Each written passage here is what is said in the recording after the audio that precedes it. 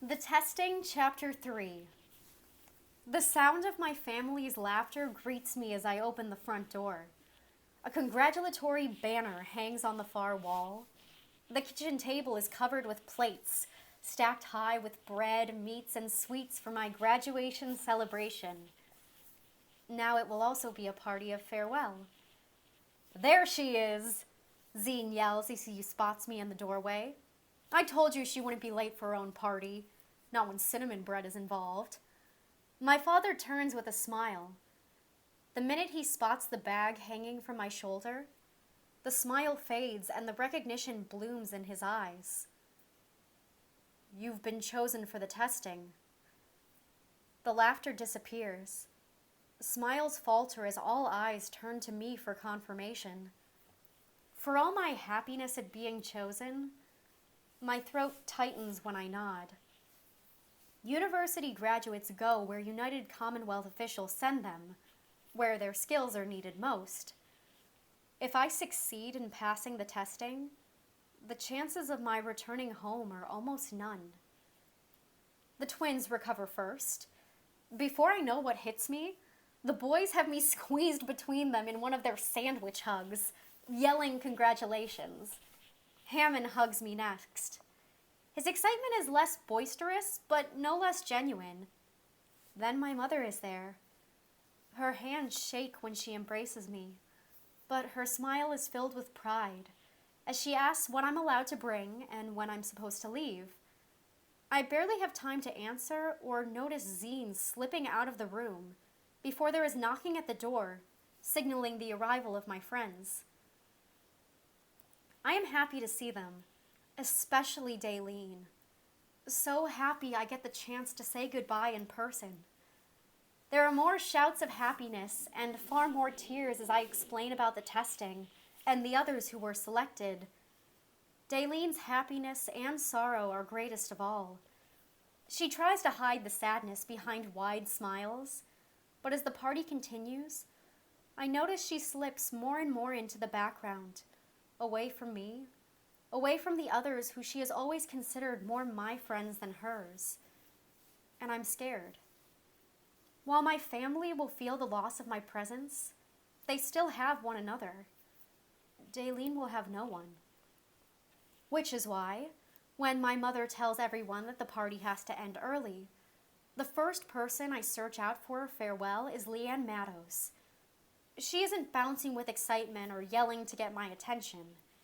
Instead, she stands quietly near the door, waiting for my brothers to escort her home. Leanne and I aren't the best of friends. We always say hello when we see each other, but rarely do we sit together at lunchtime or chat after school. But Leanne and I share a connection, which is why I invited her today. One I know she hasn't forgotten. I hope that memory means I can count on her help. As the girls still squeal and chatter behind me, I wrap my arms around Leanne and give her a hug. Her shoulders tense with surprise, but she doesn't pull back. In her ear I whisper, Daylene needs a friend when I leave tomorrow. Will you watch out for her and keep her from being alone? Please? Leanne's arms hug me tighter. I can almost feel her weighing my request. Her return whisper makes my tears prick the back of my eyes from relief and gratitude. Daylene will not be alone. Leanne walks out of the house without a backwards glance as I turn to say goodbye to the others. Daylene waits to be last. I can tell how hard she fights to hold back tears as she promises to see me next year in Tosu City. I'm going to study harder than ever. They'll have no choice but to choose me. It is only the sound of Leanne's voice from outside calling, Daylene, will you walk next to me? That keeps my heart from breaking as I watch Daylene slip out of view. Leanne knows what the darkness of too much solitude can do to a person. I helped pull her out of that black place 4 years before when I found her at the end of the colony limits, looking over the edge of the ravine preparing to jump. Only I wouldn't let her. Instead, I made her talk. About her father, who was a government official in Tosu City, and her mother who hated living in Five Lakes, and who took out her frustration and anger on her daughter. As far as I know, Leanne has never shown anyone else but me the scars she received at the hands of her mother. With my father's and the magistrate's help, Leanne's mother joined her husband in Tosu City, while Leanne was taken in by another Five Lakes family and found reasons to smile. I trust Leanne to help Daleen find those reasons too. With my brothers acting as escorts for my friends, the house feels larger than usual as I help my parents clear dishes and tidy up the main room. Our current house is large by most standards. In addition to the central living space, we have 2 other rooms in the back of the house. The one on the right belongs to my parents. My brothers and I sleep in the one on the left, although Zine and Hammond snore so loudly that I have taken to sleeping on a pile of blankets in front of the fireplace in the main room. I smile. Going to Tosu City for the testing means I might sleep in a bed again. While we work, Mom chatters about what I should take with me and how I should behave while in the city. More than once, she stops what she is doing and tears up at the idea of me being the first of her children to leave home. My father says nothing during these moments, although I can tell he wants to. When all the dishes have been washed and stored away, my father says, "Why don't we take a walk?" When my mother opens her mouth to protest, he says, "I know Sia needs to pack, but before the boys get back and things get crazy, I'd like to spend a bit of quiet time with my little girl." My mom sniffles and my heart squeezes as I head into the darkening night with my father. My father takes my hand, and together we stroll around the house to the back gardens. A hazy moon and stars are starting to shine above us. They say at one time the sky was clear, and on a cloudless night the stars looked like diamonds. Perhaps that was true. It's hard to imagine. Near the back of the house, Dad hits a switch. First there is a humming sound, then one by one lights flicker around the backyard, illuminating the beautiful daisies, roses, and vegetable plants behind our house. While the plants belong to Dad and my brothers, the lights belong to me. The colony has strict laws governing electricity usage. Production and storage of electricity in our area is limited. Most personal dwellings don't use electricity at all, unless the citizens can create their own. Not many bother to try, since candles and firelight work perfectly well. A few years ago, I decided to take up the challenge and talk Dad into letting me experiment with some leftover irrigation tubes, scrap copper plating, and wire. I conned Mom into giving me some glass jars, a little of our precious salt, and a bunch of other odds and ends, and got to work. The result is a network of 15 lights, all powered by the energy my solar panels harvest during the day. While I could create a much more sophisticated system now, Dad insists on using this one. This is the 3rd backyard it has illuminated. For a moment, I wonder how long it will be before we have to move it again. Then I realize that I won't be here to help when the time comes. Dad leads me over to the oak bench Hammond made for Mom for her birthday and takes a seat. I sit next to him and wait for him to speak. Crickets chirp. Wind rustles the tree branches above us. From somewhere deep in the lengthening shadows comes the faint sound of wolves and other animals prowling in the night. After what seems like forever, Dad takes my hand and holds it tight. When he speaks, I have to lean close to hear him. "There are things I've never told you. I had hoped to never tell you. Even now, I'm not certain I should." I sit up straighter. "Is it about the testing?" Dad has never talked about his testing, or much about his days spent at the university, no matter how many questions I've asked. For a moment, I feel closer to him, knowing we'll share this experience. Then the moment is shattered. "You should never have been chosen." The words slap me across the face. I try to pull my hand free, but my father holds on tight. His eyes are staring into the darkness. but the expression on his face says he is not seeing anything. The glint of fear in his expression makes me forget my hurt. A knot of worry grows in my chest as my father's eyes meet mine. My parents and I dreamed of being chosen for the testing. Our family was barely surviving. Omaha Colony was one of the largest colonies in the Commonwealth. There were too many people, not enough resources. There was never enough food for everyone. We all knew someone who had died from starvation. My parents believed I could help fix that, restore balance to the earth. I wanted them to have the money the government gives testing candidate families to compensate them for the loss of the student. And I admit that part of me believed my parents. I believed I could help. I wanted to try. That the government compensates testing candidate families is news to me. I want to ask if he and Mother will be compensated when I leave, but I withhold my question as Dad continues talking. There were only 14 colonies then. 71 of us assembled in the testing center. They tell me the testing for my class took 4 weeks. I don't remember a single day. 16 of us were chosen to move on. The head of the testing committee said testing memories are wiped clean after the process is complete to ensure confidentiality. So you can't tell me what the test will be like? Disappointment churns in my stomach. I had hoped my father's experience would help me prepare, give me an edge. No doubt this was exactly what the Commonwealth government was preventing by removing my father's memories. I remember arriving at the testing center. I remember being assigned a roommate, Jeff Billings. I remember us toasting our bright futures with full glasses of fresh milk and eating cake. There was lots of food and excitement. We could barely sleep that first night knowing our dreams could end the next day if we didn't perform well on the tests. The next thing I remember is sitting in a room filled with chairs being told the testing was complete.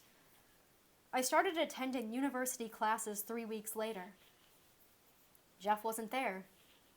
Neither were the 2 girls from my colony who traveled with me. Somewhere in the night an owl screeches, but Dad doesn't seem to hear it. The university was challenging. I enjoyed my classes. I liked knowing I was doing something important. My parents were able to send word that they were safe and well and proud. I was happy. I never gave a thought to Jeff or the other testing candidates who didn't pass. He closes his eyes and I sit beside him, wondering what it would feel like to lose the memories of my friends, to only remember the day I met Daleen, to not remember the giggles and the adventures we've had.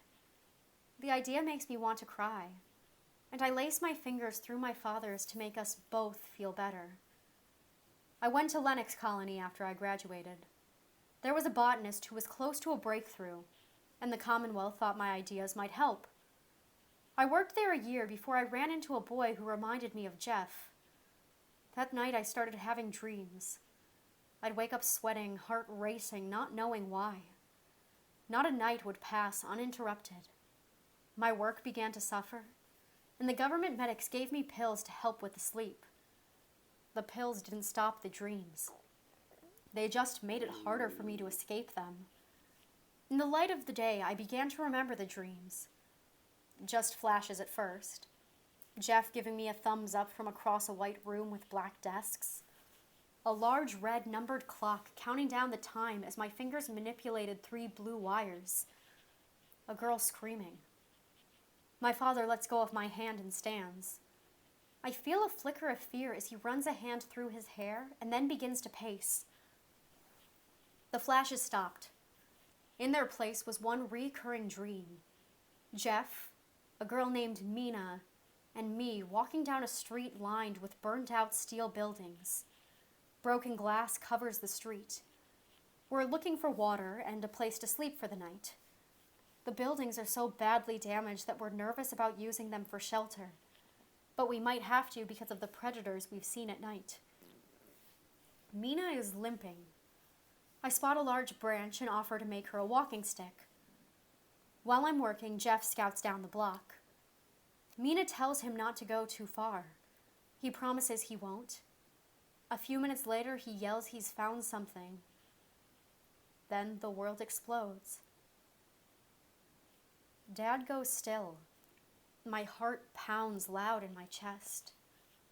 Dad's voice has gotten so quiet, I have to lean forward to hear him say, I find Mina first, half buried under a slab of concrete, blood running down her face.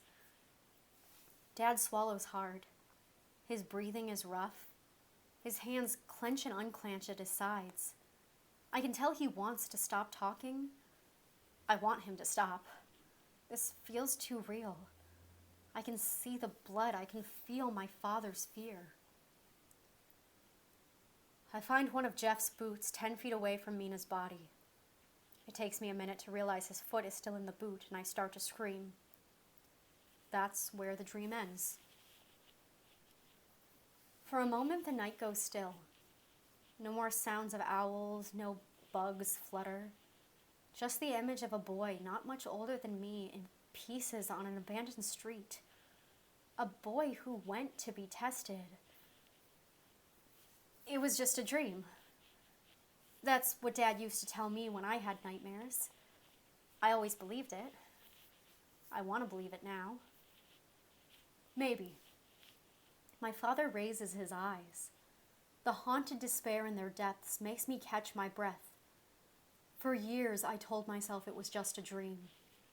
I consoled myself with the knowledge that I didn't have a single waking memory of a girl named Mina. We made breakthroughs in our experiments. New plants I helped create began to thrive. I never told a soul about the dreams. Then the Commonwealth assigned me to work in Five Lakes. God, I was so angry. Being assigned to Five Lakes was like an insult. Only a handful of university graduates were stationed there. I didn't even have my own house when I first arrived. I had to sleep in Flint Caro's living room. This part of the story is familiar. Normally, he tells it with a smile. Becoming friends with the colony's doctor, being dragged into the tailor shop by Flint, seeing my mother sitting at a loom, weaving, falling in love with her grace and kindness. But that isn't the story this time, and my father isn't smiling. Flint's house is small. There was no hiding the nightmares. Flint waited a week before he asked about them. I tried to brush him off. That's when he told me about his own dreams. Not as scary, but disturbing. Faces of people he didn't remember. Waiting for friends to return from an exam, but they never came. Over the next year, Flint and I talked to the other university graduates. There were 7 of us then. We had to be careful because every Commonwealth employee is in contact with the officials in Tosu City. We didn't want to jeopardize our jobs. I'm certain 4 of the others never lost a night's sleep. But one, the head of the school, had a haunted look that I understood. She denied she had nightmares, but she must have. You can't know that. I stand up and cross my arms over my chest, waiting for him to agree with me. I need him to agree. His eyes meet mine. No. But not a single student who graduated from Five Lakes was chosen for the testing while she was in charge of the school. I don't believe it was a coincidence. Do you? A shiver snakes up my spine. I don't know what to believe. To believe my father's dreams are something more than dreams is unthinkable. Tomorrow I leave for Tosu City. At the end of the week, I will begin my testing. To refuse is treason, and all that implies. I want to scream and shout, but all I can do is stand there and shiver. My father puts his arm around me and leads me back to the bench. I lean my head on his shoulder like I used to do when I was small. For a moment, I feel safe, but it doesn't last. Flint says whatever process they used to wipe our memories could have caused the dreams. Our brains might be creating false memories to replace the ones that were taken. But you don't believe that. He shakes his head. I was grateful when your brothers graduated and no one from Tosu City came to take them to be tested. Yesterday I upset your brother by not publicly giving him the credit due to him because the magistrate received word a Tosu official was on his way. I didn't want anyone questioning whether students should have been chosen before and whether past graduates should be reevaluated. He pulls me tight against him and rests his chin on top of my head. A tear falls on my cheek, but it isn't mine. My father, who has always been so strong and smart and sure, is crying. So now what? I squirm out of his arms and jump to my feet angry. Angry that never once in all of our walks or conversations did he tell me these things. Never once when I was studying late into the night so I would do well on a test did he tell me what the consequences might be. I leave in the morning. Why tell me this now? What good does it do? My father doesn't raise his voice to meet mine. Maybe none. Maybe Flint is right and our dreams are just hallucinations. But if there's a chance they aren't, it is better you know. Better that you go to Tosu City prepared to question everything you see and everyone you meet. That might be the difference between success or failure. He crosses to me and puts his hands on my shoulders.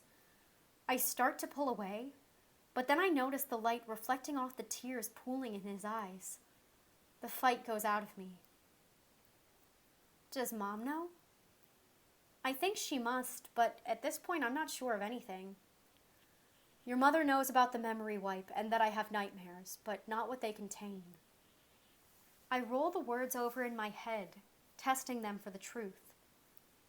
So is that why Mom didn't want me to be chosen? My father lays a hand on my face and rubs his thumb against my cheek.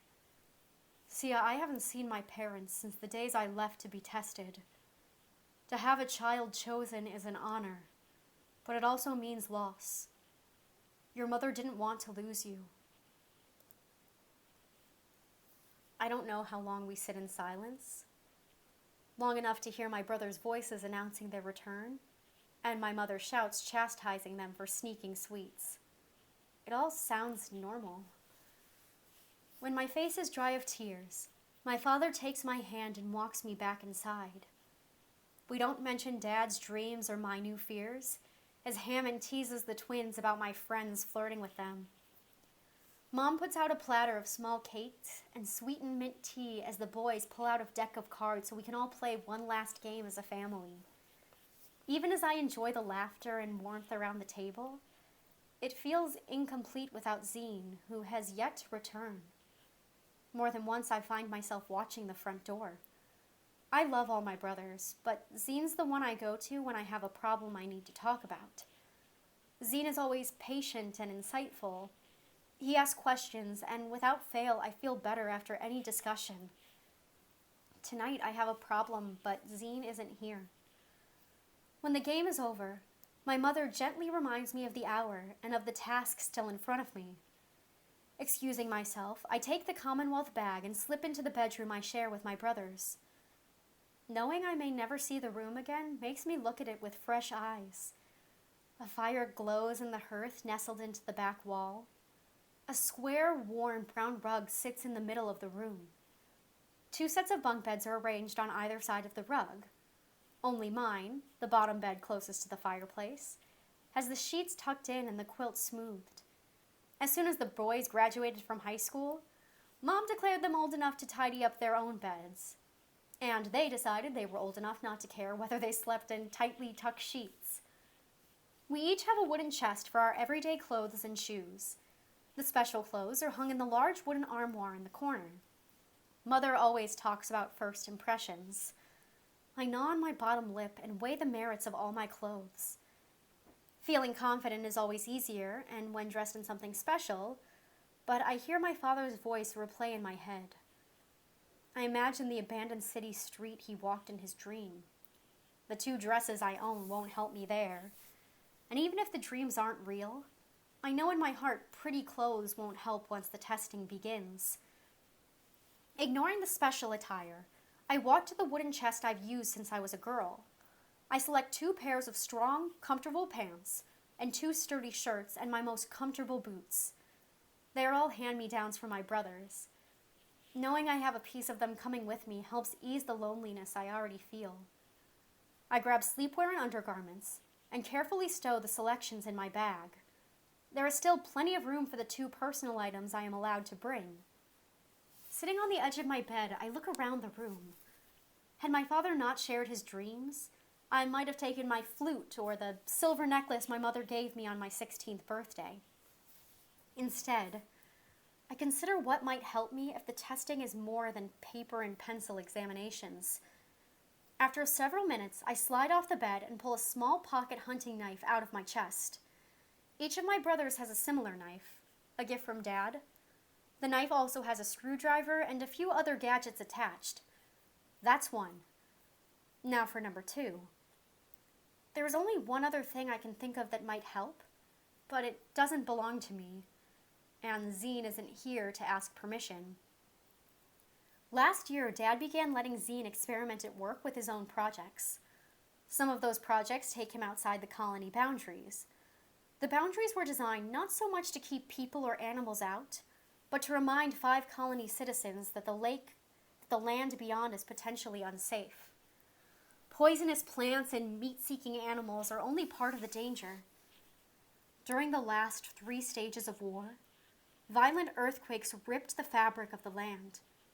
A lone traveler who falls into one of the earthquake-made fissures can easily find death waiting at the bottom from a broken neck, exposure, or hunger. To prevent the latter 2, Dad gave Zine a small handheld device called a transit communicator sent to him by the Commonwealth government.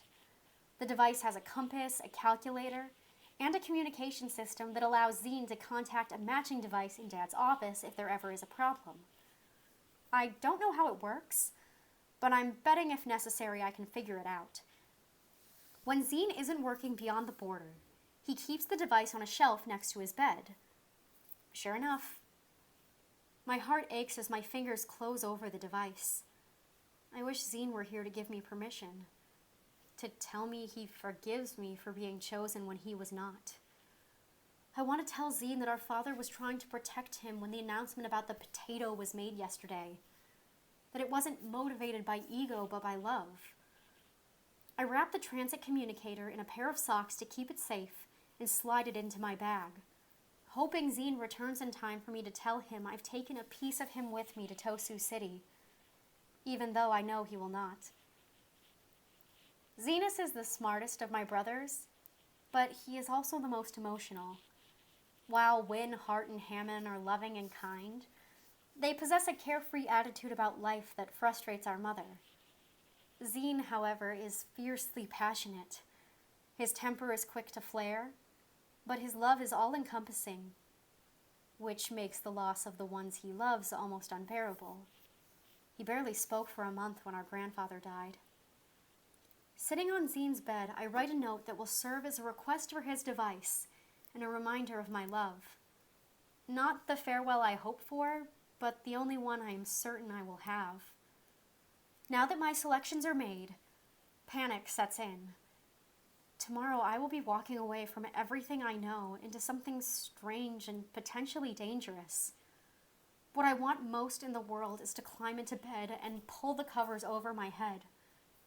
Instead, I snap the bag shut, sling it onto my shoulder, and walk back out to my family, hoping to enjoy the last hours I have left with them.